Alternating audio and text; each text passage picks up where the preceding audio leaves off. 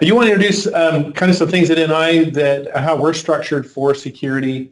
So, so I'm Steve Summers. I've been with NI for 25 years, which is how I know many of you. Is over the years we've met and talked. Some of you more recently, some of you in my previous roles. But I've been around for a long time, and currently I work on our aerospace and defense business team, which is our ADG team, Aerospace, Defense, and Government. And on that team, I have a role where I'm an offering manager. What that means is I work on our mechanical test systems and investing in some of the technologies that we need for that. But another role that I have is that I am the security lead for our aerospace and defense business. So in that role, I meet with customers who in the ADG industries and try to understand what are the things that are driving their needs for security. And then I collect all of that and bring that back to our R&D teams and ask them to invest in the right things.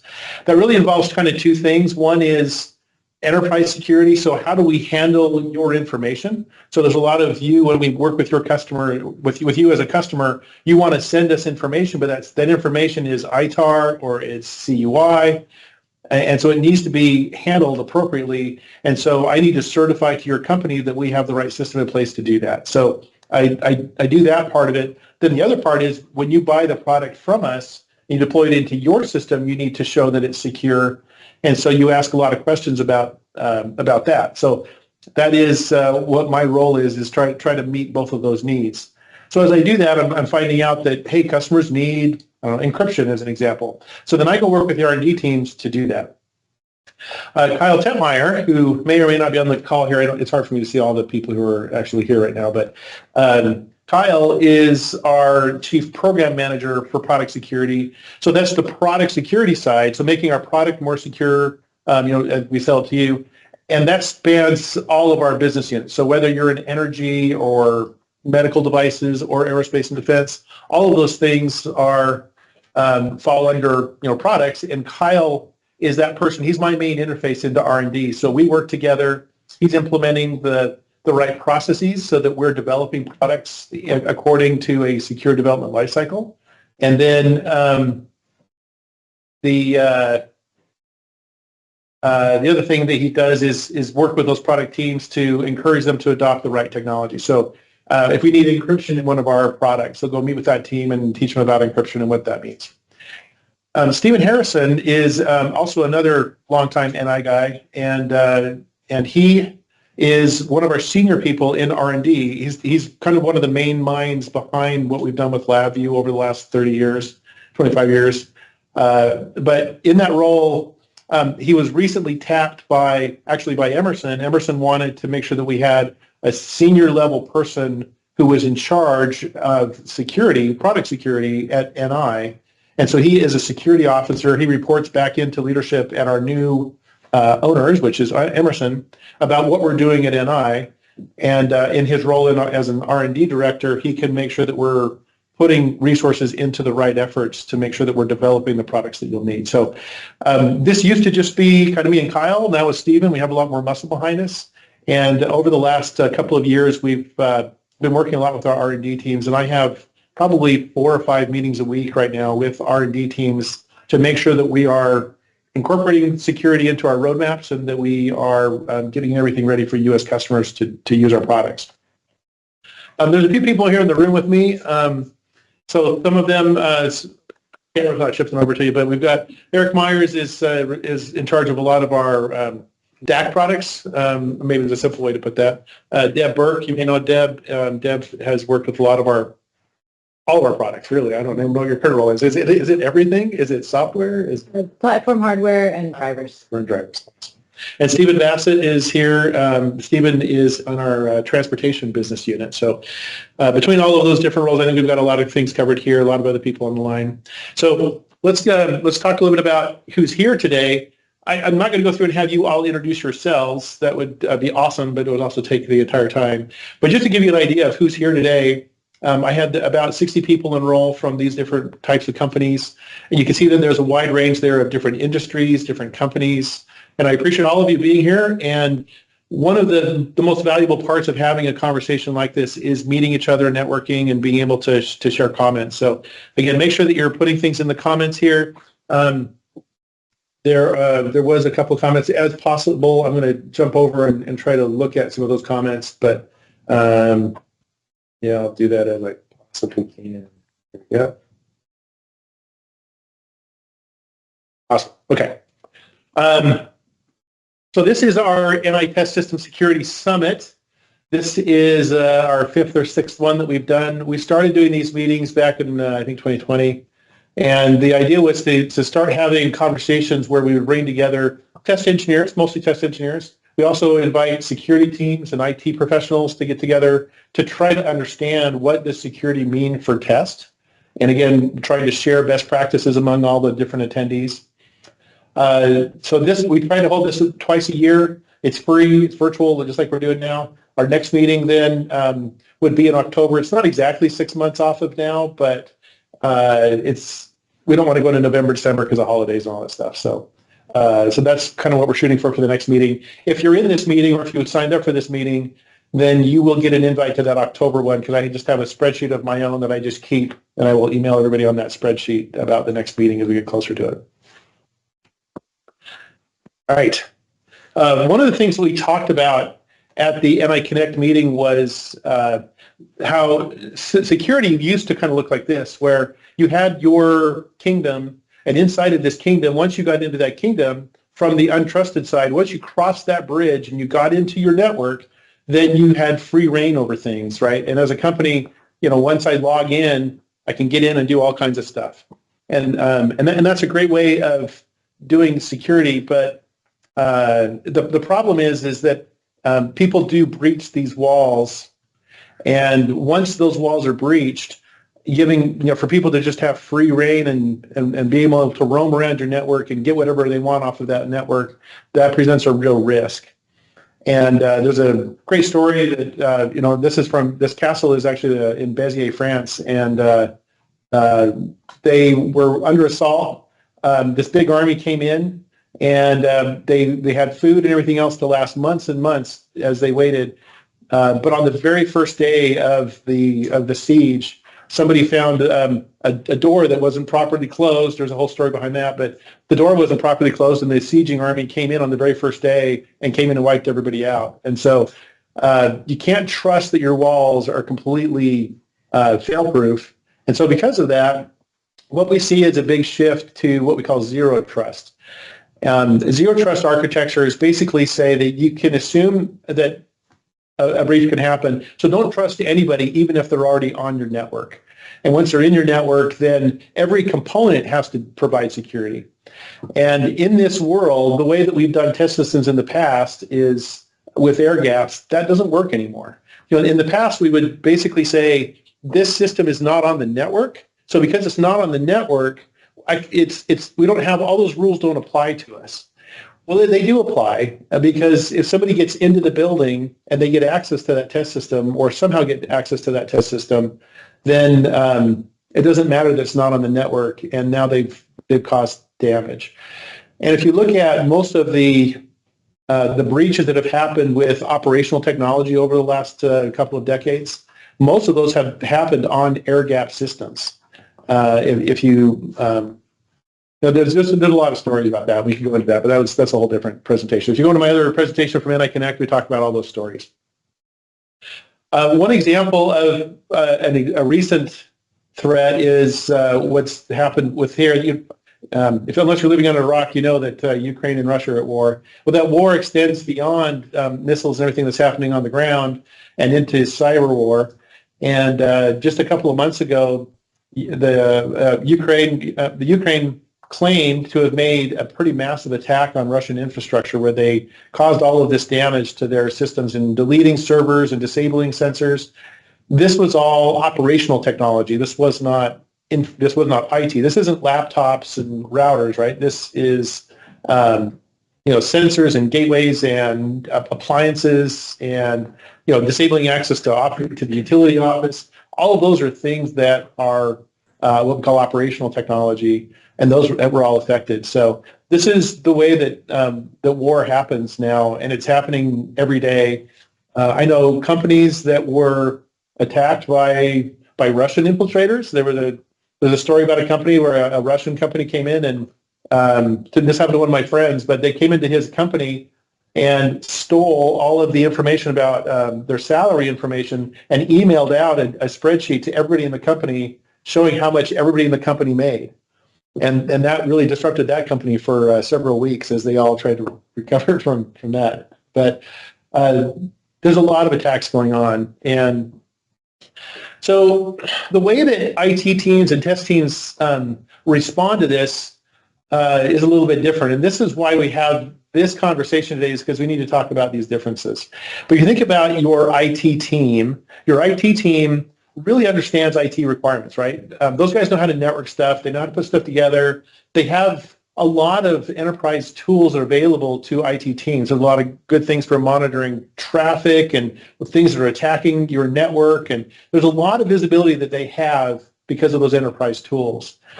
And IT teams increasingly are pushing ownership over devices. So, a lot of us used to just bring whatever device we want to work and we could use it. And those have been locked down and tightened. And what you can do with your work computer is getting smaller and smaller as they kind of exert that ownership over those devices and say, these are our devices, they're for work.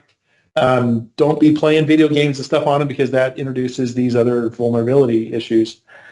And so they're really kind of pushing that. But on the other hand, as anybody here that's on a test team would argue, they don't really know about test systems. They don't necessarily own those test systems, right? The test teams own those systems. They don't understand test processes, and they don't really understand the data needs that are in tests. The data needs of a test system are so different than like an email server or another enterprise type of system. So there is a gap there that the IT teams have. On the other hand, test teams perform really critical test functions, and I think that IT teams don't always understand that that's the case, that they are performing, that what you do is absolutely critical, right? We think it's critical, you're critical to us, but you can't ship your products if you don't have your test systems running, and you can't validate new designs and do all the research that you need to do if you can't perform. So what you do in your test systems is absolutely critical. And you do own your own test assets, so you can manage those, you program those, you do everything you need to do. On the other hand, most of you don't have a really deep understanding of IT standards and how to make things really work in the IT world, unless you've hired an IT expert onto your test team. And another thing that we certainly see is that there's a lack of test system specific security tools that are out there. It would be great if there were tools that we could use in the test world that would help us to meet security requirements, but there just aren't. We're going to talk about a couple of examples of that as we go through and talk today. And one of the most important gaps that we see is that IT teams and test teams don't even have a common language, right? If you sit down and you say, we perform tests, well, performing tests on an IT system and what they hear in their ears when you say that phrase means something very different to them. And so it's difficult to even have a conversation because of this lack of language, unless you have somebody that can really kind of moderate that conversation between you and kind of mediate the needs between the two different teams. And so for many, many years, and I know this because I've worked with many of you, test teams tried to just avoid the IT teams and avoid the security teams. Many of you came to me and asked me to put PXI on a quote because you could buy a PXI device and have it get by the IT team because they didn't know that it was a computer.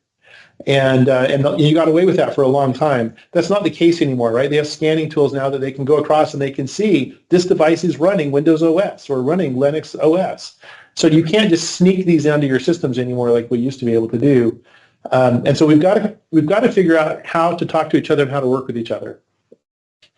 In the ADG world, when we talk about security, we talk about a document that NIST put together, which is this document, NIST 800-171. Technically, it's NIST SP 800-171, special publication, but 800-171 is the kind of the Bible for security. There is a bigger, more complete version called 800-53 that is required for anything that's going to actually be deployed into a government system, but NIST 800-171 is more common for us in our industry. It's the requirements for any time that something is handling government information. And there are a lot of other things that are out there for different industries, but essentially the controls are the same. 800-171 is nice because it's been adopted by the government, which affects lots and lots and lots of you. But it also is very complete. So even if you're in a different industry, this morning I got a request from an energy industry customer, and I went through it, and those requirements are essentially the same as 800-171. So it's intended to cover everything. So whether you get your requirements from 800-171 or something else, that comes to your company. Well, it doesn't go to you as a test engineer first, right? It goes to your IT team. Those are the guys that go to the conferences and they learn about 800-171. And that means that they get to interpret what 800-171 means. The requirements in 171 are pretty broad, and they'll say things like, secure the system physically. Well, what does that mean exactly? Well, they want it to be broad because they want it to be able to apply to nearly everything. Your IT teams, though, take those requirements and read those in their language and apply their understanding to it, and then they roll that out to the rest of the company. And what that means is that the interpretation that comes to you then is kind of confusing to you because you don't understand the terms that were used in the IT understanding of it.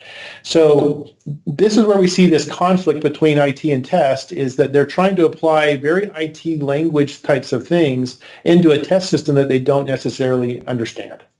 And one example that many of you have come across in this is that you need to go run a test for 3 weeks, right? You're running a fatigue test on a mechanical component. It's going to run for 3 weeks. And your IT team comes down and says, we need to apply a patch to this for Windows. Well, you can't stop your test, but they won't let you run without doing the patch. So we run into this problem of understanding between the two different teams. That's just one simple of many examples.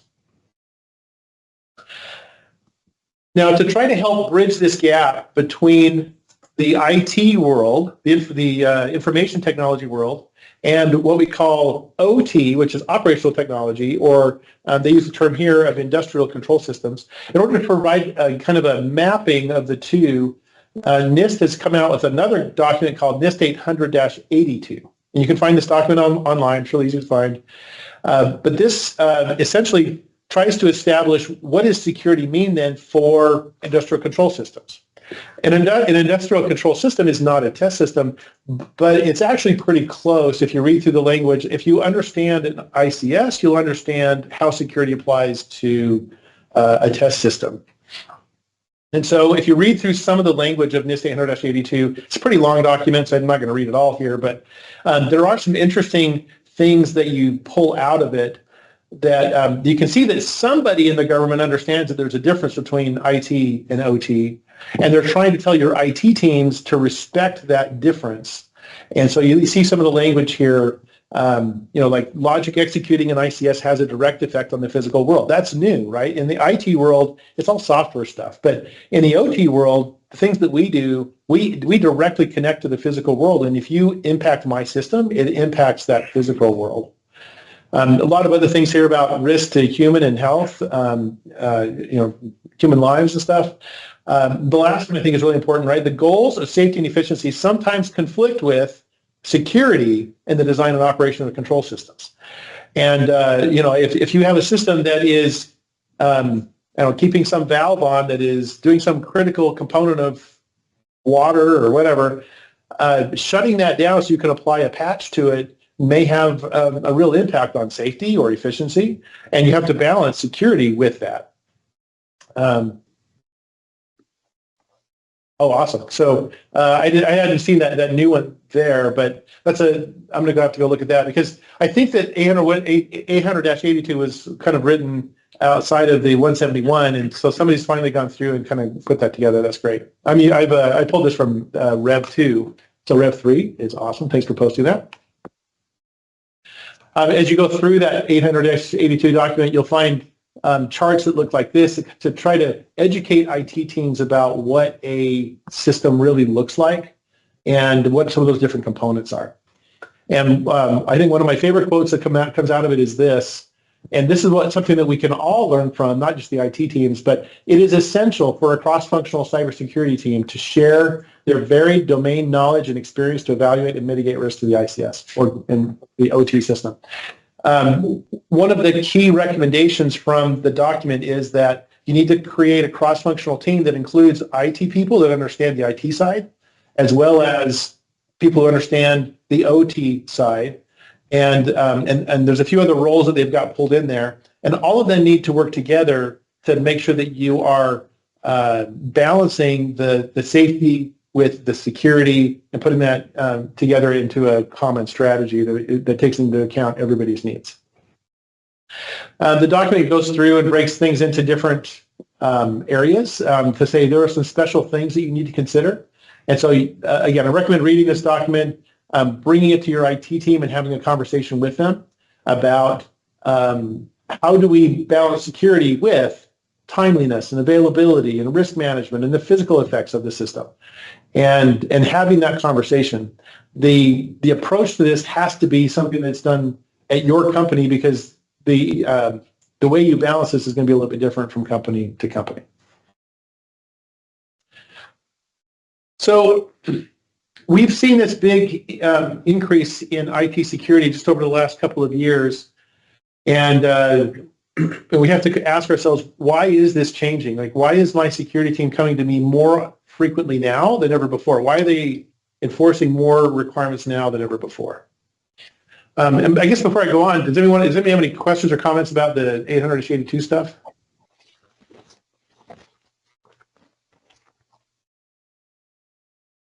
All right. So if you look at what's happening right now, there's been a lot of new threats and attacks. And you don't have to dig very far on the internet to see that there's a huge number of new attacks. Ransomware is just ballooning. It's a huge industry, billions of dollars being sucked out of our companies by attackers who put our systems at risk. And so that is something that we're all really nervous about, right? And none of us want to be in the news as the victim of one of these attacks. So to get around that and to protect people from that, customers are going to their vendors and asking them, "Hey, what you're giving us, is it safe? Is it protected?" And so we all are finding ourselves having to fill out these customer attestations. I have a couple of examples of just the ones we get. I probably get, I don't know, 4 or 5 of these per week. I got one this morning from a customer, and they want me to go fill out. It's about, sometimes they're 1 page, sometimes they're 20 or 30 pages long, where they want us to go through and say, this is how we meet all of the requirements that to keep the system safe for our customers. Most of the time, because of the industry I'm in for aerospace and defense, these are directly language from 800-171. But I'll get these kinds of things that will ask, have you implemented, like here, requirement number 3 right here, has your company implemented all of the basic requirements of 800-171? Have you implemented all of the requirements of 800-171? And if you haven't, when will you implement them by? And again, these are multi-page things, so there's a lot more questions that go into each of these things. But we're getting these surveys, and this becomes a requirement to doing business. You won't buy a product from NI unless we fill out this survey first. And that's spread through the entire industry, right?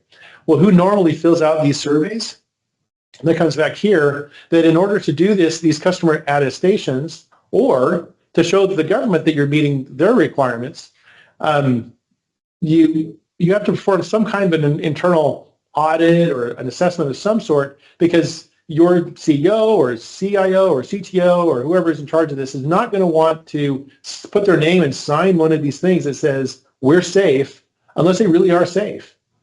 And so somebody has to go through and do this audit to make sure that you are safe, and that is often done by your IT team, right? So your IT team is looking at this because they own the most technical content within your company, and they have to go sign this paper. And as soon as IT looks at this and says, wait a second, what about those computers we have down on the production line?